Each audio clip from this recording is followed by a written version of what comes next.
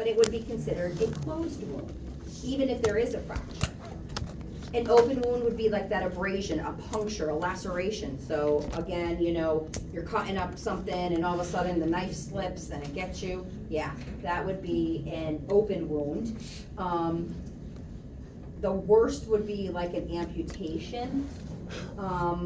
Again, I don't know if anybody's ever worked with anybody who has an or has a part of their that was amputated. So again, if the patient has had it for a while, they're used to it, but sometimes, unfortunately, we are the first ones there who see them possibly post-surgery, okay?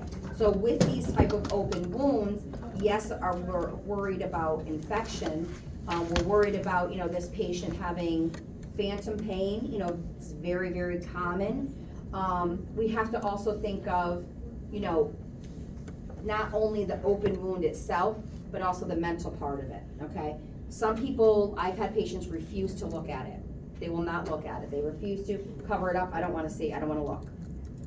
I get it, I 110% get it, but again, how are they gonna live their lives if they can't? So again, then we have to start getting, you know, I always try to say, well, I get it, you know, I understand.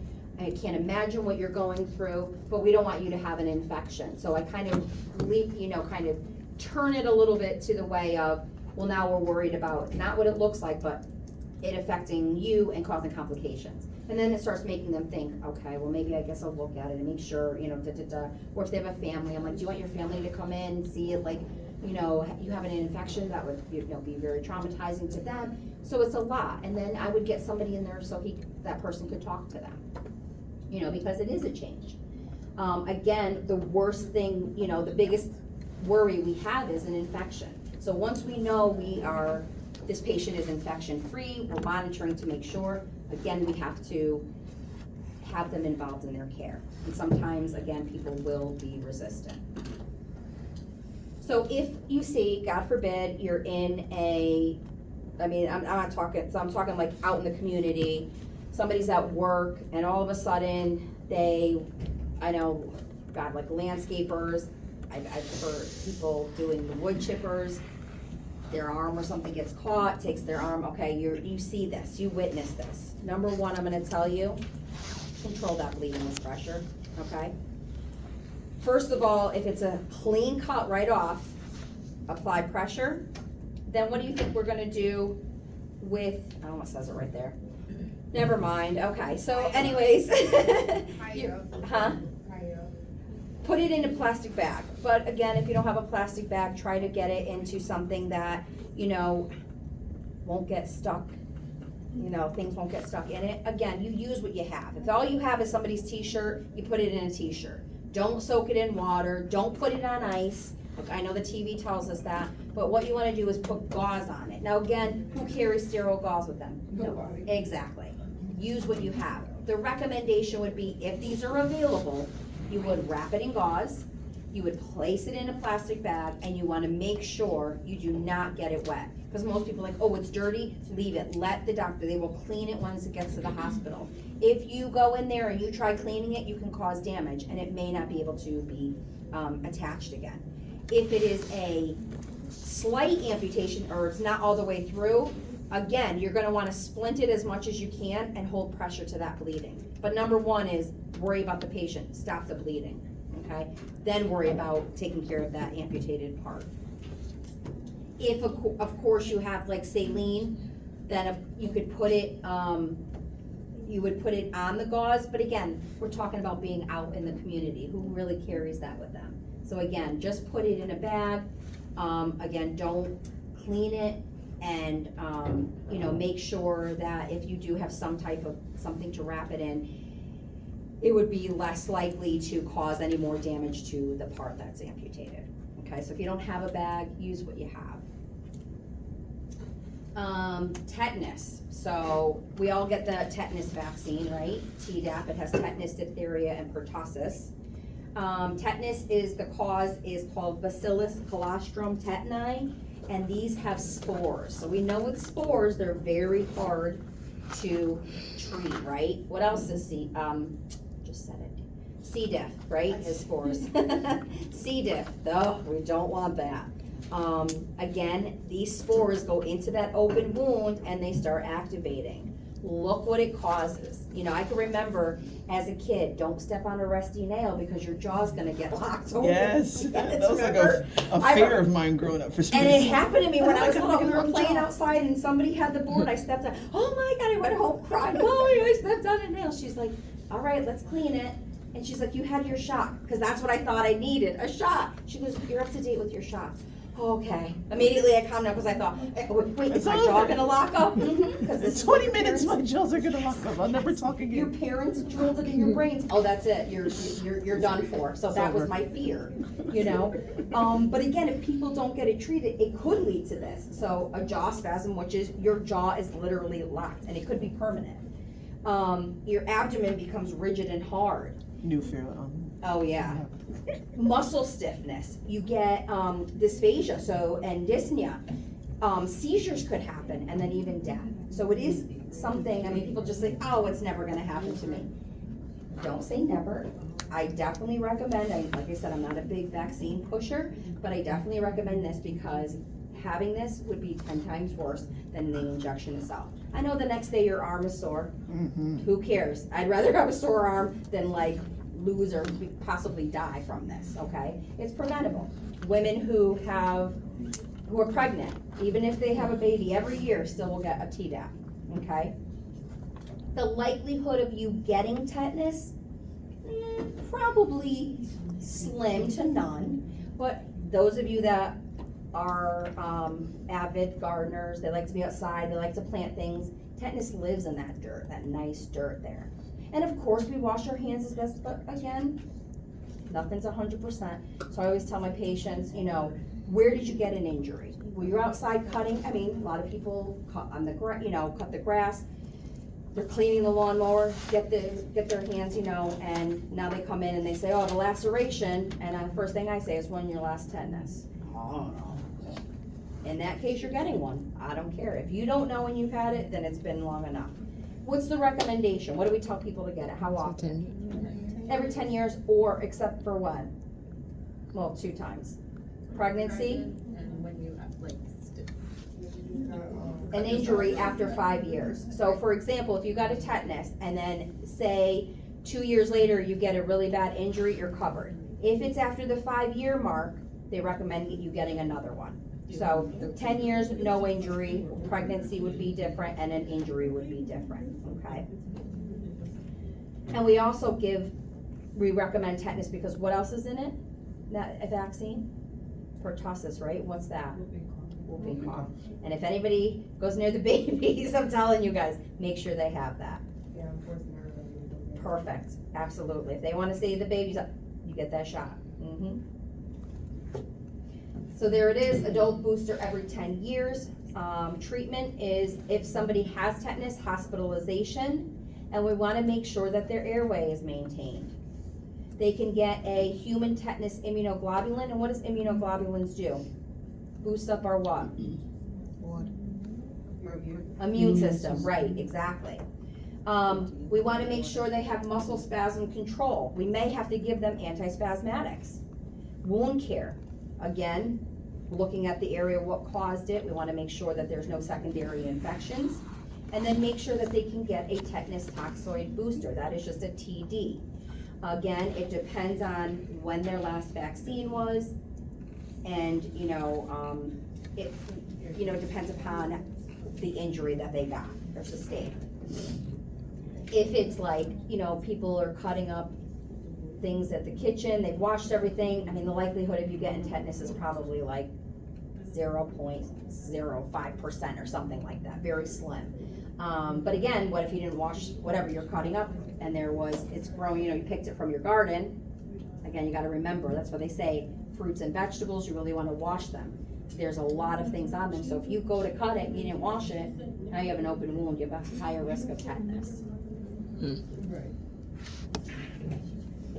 So head trauma, so an initial injury can be considered irreversible, and this depends on I'm talking about a severe head trauma, not just a little, I bumped my head type thing. This is like usually due to an MVA, a really bad fall. It could be irreversible. So when somebody comes in and they complain, oh, I fell off a ladder and hit my head. What kind of things are we gonna be looking for in that patient? Your level of consciousness. Level of consciousness, your pupil, responding to light. Exactly. Do you remember what happened? Some people, I have no idea. I'm also looking to see if they repeat themselves, right? Because that could be a sign of a concussion, right? So we're looking for these things, and if we know the patient had severe, I mean, there's maybe not an open area, there might be, like what we can't see, so we have to just treat it, as I say, with kid gloves. We gotta be very careful. First thing I'm gonna do is I'm gonna send them for a scan, okay? Especially if these symptoms, they're repeating themselves, they don't know where they are, they don't remember what happened, things like that, because again, if we're waiting and waiting and waiting, their brain could be swelling, their intracranial pressure could be going, and it could be permanent and cause death. So a second phase would be when we know that there's bleeding and edema. And the way we diagnose this is with a scan, right? Usually a CT scan. We're also looking for increased intracranial pressure. What kind of symptoms might we see with that? Headache, yep. So those are the subtle ones that you're like, all of a sudden you're like, I didn't have a headache. Well, now I have a headache. I start thinking, what's going on? Exactly. Oh, 100% drainage from the head. Even the nose, the ears, the nose. What about their level, like their mental status? Is it gonna change? Right? All of a sudden you're gonna, hey, Mr. Smith, how you doing? And he's gonna look at you and be like, what? You know right away, it's like, okay, something's changing. This is where we need to intervene quickly. Our goal is to reduce the ICP, intracranial pressure. How do we do that? Burr holes. That would be one. I love you guys went right for it. You're like, forget it, get him in there, OR, we're burning. They made that mistake with Derek. We'll never do it again. Exactly. So let's start slow. What's one way we can decrease that intracranial pressure? What's the position we're gonna put the patient in? They're in bed. No, they're not flat, so they're kind of like what, semi? Right? Absolutely. So a little bit elevated. What about the stimuli around them? Yes, private room, dark, you don't want things to get them aggravated. It could also be restlessness. All of a sudden the patient may have been calm, you go in 10 minutes later and they're fidgeting. What's going on? The pressure's changing. So these little subtle, without even checking vitals, we haven't even touched vitals, just looking at your patient and talking to them can be like, oh shoot, something's going on, this doesn't look good. Then we would check their vital signs. What's gonna happen with their blood pressure? What's it gonna do? It's gonna increase. Increase. What about their heart rate? Yep, absolutely. So again, that's why it's important when a patient comes in, we get those initial baseline vitals, we're checking because we're looking for trends. Is this changing? Is it going up? Is it going down? Is this person bleeding out now and they're becoming hypovolemic? Now their blood pressure would go down. It's, again, these are changes that we need to report and just be aware of. Oh, here it is, didn't even know that was. So headache, again, these are their signs and symptoms. Headache, nausea, vomiting, amnesia, and that change in level of consciousness.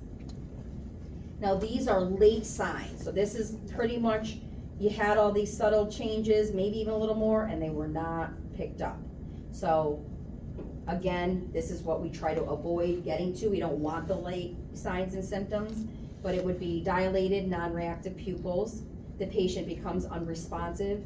They have abnormal posturing, okay? So they could be kind of like, their limbs can be outward or it could be inward, and that means that the pressure is building up. In the brain, could be the brain caused swelling.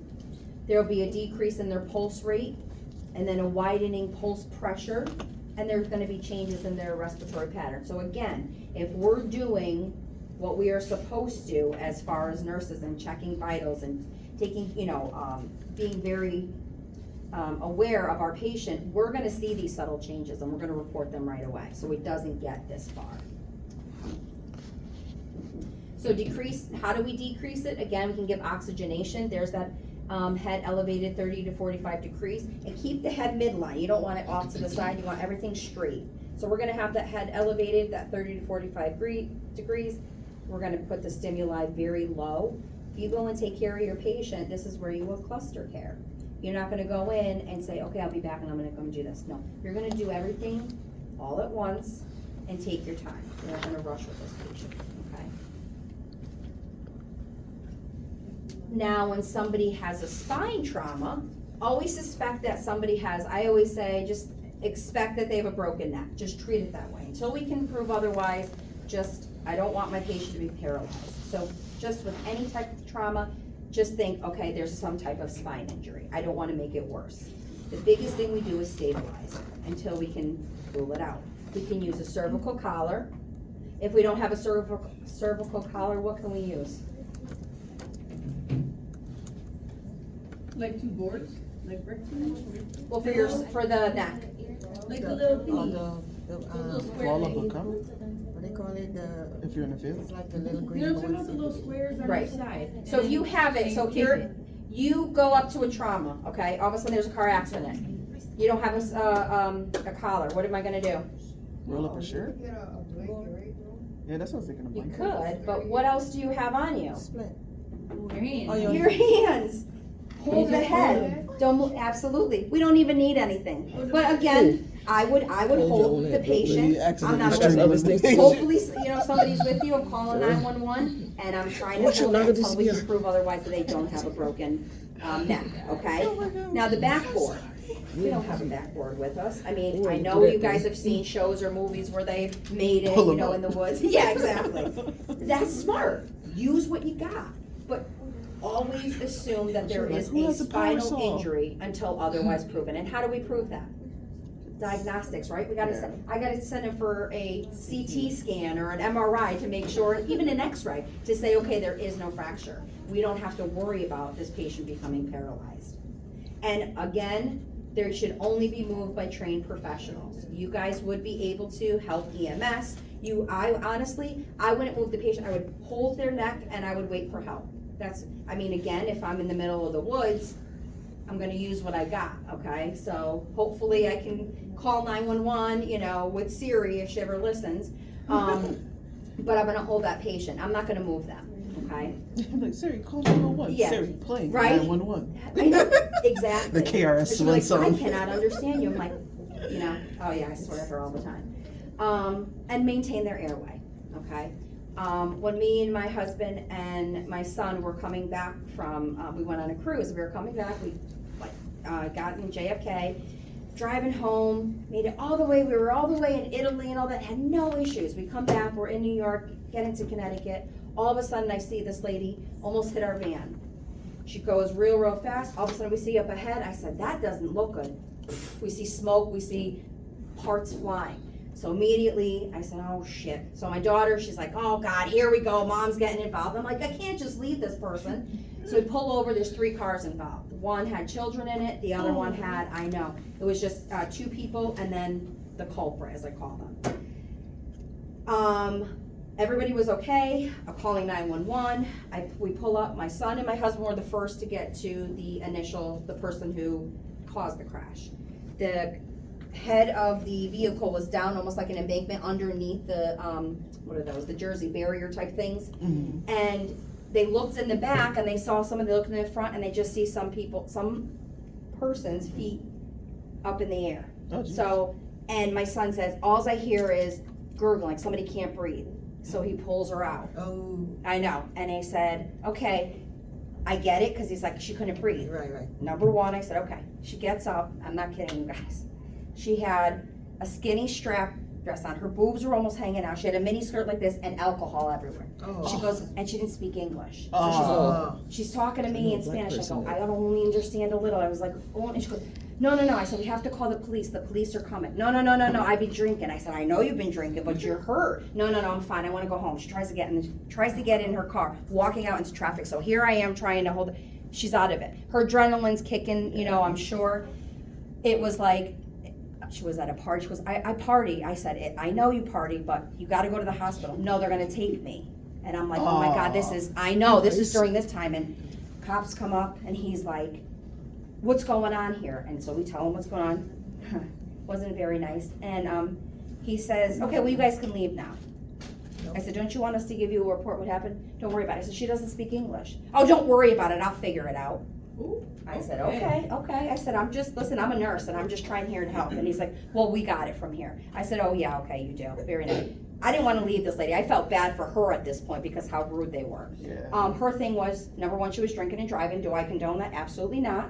She didn't kill anybody, which thank the Lord. But again, we still have to remember she's a human being. Yeah. And the way that they were treating her was just It not. was about to be So nasty. absolutely. I was like, And you again? again, it could have been a lot worse, but at the moment, Right. you have to focus on what's really happening. You know, so it was a very traumatic situation. But my son, I told him, in the future, don't ever pull anybody out like that, because you could actually, if they have a spinal injury, you could Make it paralyze. worse. Exactly. Yeah. Being that she was drunk and she was That's probably what saved her. Correct. Dude, her feet were literally, she was in the passenger side. She didn't have her seatbelt on, so she flew over when she hit the other cars and went into that, like, that But they do embankment. say, like, if you are gonna get in an accident, the best way to do it is drunk. because Or you for don't- people that fall asleep. Right, you don't tense You up. don't tense. So she was relaxed. She saw it coming, possibly, and was just like It that. looked a little So she blurry. didn't have, yeah. Any like Being drunk reflexes. actually helps. It does. And I hate to say that, but it did. It helped blurry. her, not the other people, but it helped her, exactly. But again, in those situations, you're just like, you hear somebody gasping for air. I mean, I want them to breathe. I don't want anybody knowing that, should I have moved them? I mean, had I been the first one, I might have said, you hold her neck, I'll hold her arm, we keep her stiff, and we move together. You count 1, 2, 3, we move together. I mean, she popped up like nothing happened. So I was like, she's fine. I'm looking at her eyes, you know, I'm assessing her. But again, she was scared because number one, she was drinking and driving, and number two, I don't know what her, it was. Status, yeah. I know. So it was pretty scary, but again, You don't need to be thinking you about guys that. have, I know there's good Samaritan laws, and you try to do the best, I know, but people get sue happy, and that's the scary part, because you're trying to help them, So and they in turn your around opinion, yes. Would it be horrible if we just kept driving? No. Okay. You are not, there is nothing that says you are mandatory to pull over and help. There's nothing. That's, I don't wanna say it's the right thing, because again, you're off the clock. You have, you know what I'm saying? You're not, that's not your job. If you can help somebody, absolutely, but also you gotta think, is it endangering me? What, you know, have I been drinking? That's why when I go on vacation, I am not a nurse. Absolutely not. I do what I want, Nobody is, I said, so, you know, we get on the plane, whatever, I'm drinking. I know nothing medical, nothing, that's it. I don't Because even drink, but my Right. friend did it to me at a cookout. We went to a cookout Mhm. and I didn't know anyone here. I was a guest with her, who was a Right. guest of the other people. So as they're celebrating, this woman walks and she falls and breaks her leg. So literally, like, their family first thought it was just a joke until Right. they realized that she didn't get up. So, and we're in New Haven, not too far from Yale. Right, So her family is like, oh my gosh, we gotta call 911, this is that and the third. So my friend jumps up, she's like, do you guys need a nurse? She's like, Shelly. I said, right? I said, No, I said, exactly. that was like, I'm off the clock, it's the weekend. I said, and her entire family is over there. Correct. Why would I get up and they didn't even move yet? Exactly. I'm like, 911 is on their way. Everybody who can help her is standing Right, right she's there. breathing, she's okay, exactly, let her stay, exactly, fine. right, She right, good. absolutely. But you hear that, and that's why people say though, if you put on your vehicle, say like people who's an EMT or a nurse, and you have it broadcasted and yet you don't stop, that's kind of looking bad on you. Right. You know, and they could try to, but that legally, I don't think there's any Like, legality. it's my Yeah. brother's car. Right, As yeah, I'm riding by. exactly. It's not me! Yeah, right, absolutely. That's why they say don't put any identification on your vehicle of what you are, you know? Yeah. Just because, again, you're not held like, oh my God, you have to stop, you know what I'm Right. saying? I'm one of those people that always do, and my kids hate it, so they hate going anywhere with me, because That friend is the one that's always. always stopping. She's like, and she's not even like extremely licensed for anything yet. She's like in Right. pre-nursing school. That's okay, yeah. And she's just like ready to go. And I'm just like, Listen, Until girl. somebody sue her behind, then she would stop. That's true, exactly. That's why I recommend everybody have your BLS at least and get insurance on yourself. I'll tell you, for $100 a year, that protects you. So again, here's the spinal immobilization. This is what a backboard. You guys, I know did it in the lab before, transferring a patient on, onto a board. Again, everybody has to be working in unison. So there's one person who should say, okay, on my count, and you go with that. Because if everybody's going, okay, I want you, no. One person, you're the leader. You're gonna be the count. We're going on your 3. Next thing you know, the Everybody person moves is the in same. 2 pieces. Exactly, exactly, because then this one moves this way. Their No, body like we a wanna snake, keep it Mom. as straight as possible and make sure the whole body is on the All at board. once. Yes, I have a leg. right, I know, exactly, That's it. exactly. Just a leg. Yeah, you're like, oh, good, now it falls off. No, I'm just kidding. All together. Right, I know, you gotta find humor, I'm telling you, nursing is, if you don't find humor, you're gonna cry, so you gotta find some type of, and people who work in this field get you, so. Dark humor. Exactly, it's dark humor, but it's, listen, this is what gets us through the day. So chest trauma, okay, again, we see a lot of it due to accidents, but we have pericardial tamponade. So what happens? The fluid around the heart fills too much blood and it puts pressure on your heart, okay? So what happens? The heart can't what? Beat. Right, so good, no good pump. I know, like in the shows. I'm about to say the movie's just. I know, I love that. It's like But it's gotta be scary, right? 'Cause you can like hit the heart. Like, Oh, well, You can go 100%. into That's why you the- don't do it going in blind. Most of them, you need to have like the radiology and then it guides you. But again, if it's a doctor who's worked in, I guess the ED Thoracic for surgery many, for- yeah, exactly, thoracic, they're good with it. I would be nervous. I mean, I guess if my patient's dying, it's better than nothing. Right. But make sure, you would never do it if you've never done it before. the nurse could do it. No, The RN, sometimes. I don't even think the RN can. I think it has to be done by a PA. I was gonna say PA. Or, yeah, like, because of that, such a high risk. But again, where you work depends on what they do. If you're stranded on an island and it's just you guys. Correct, exactly. Because you guys, they taught you how to insert NG tubes and stuff? But we don't even, we're not even. Correct. No RNs even do it, but then I talk to people who are RNs and they say, oh yeah, my doctor lets me do it. Well, you can do it, cause I'm not. I trust you, no. Right?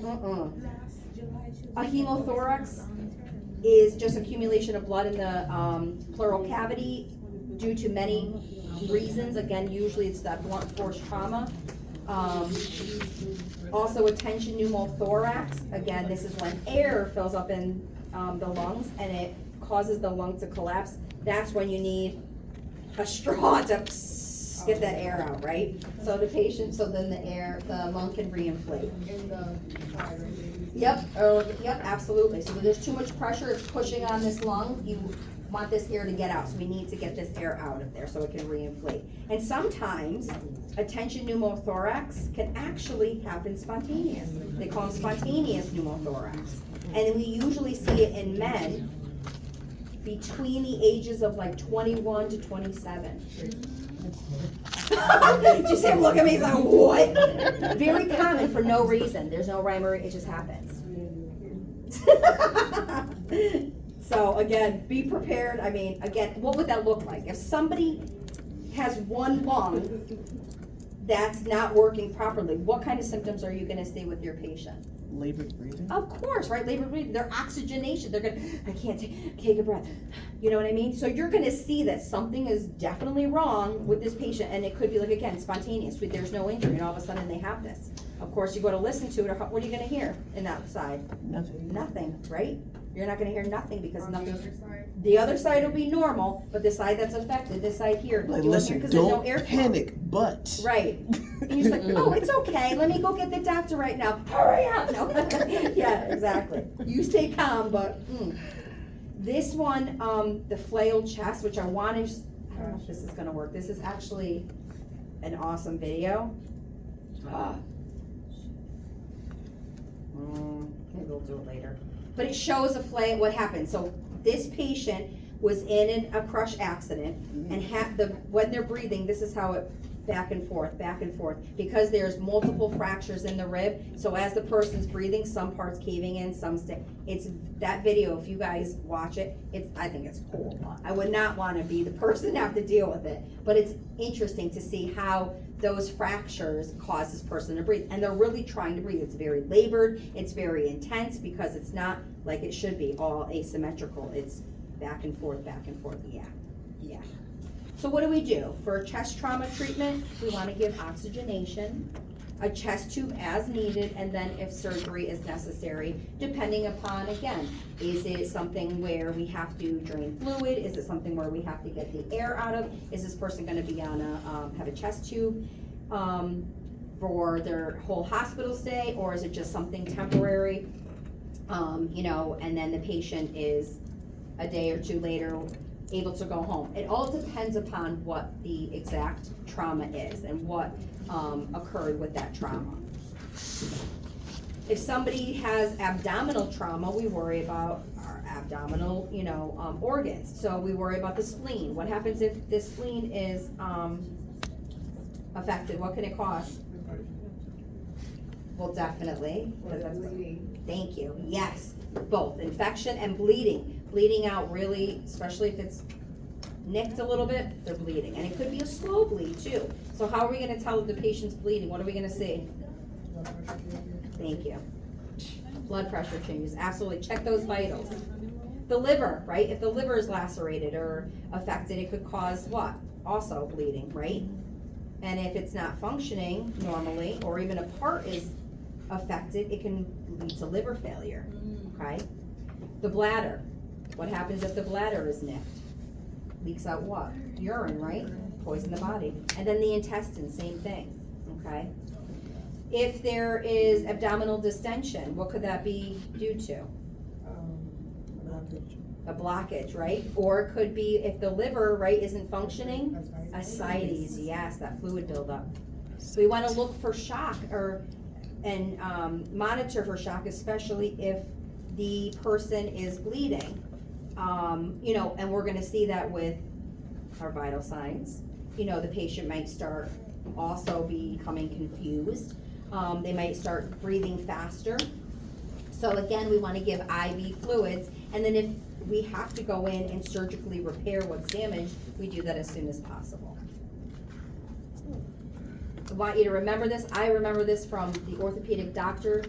If there is any type of orthopedic trauma, literally splint it as it lies.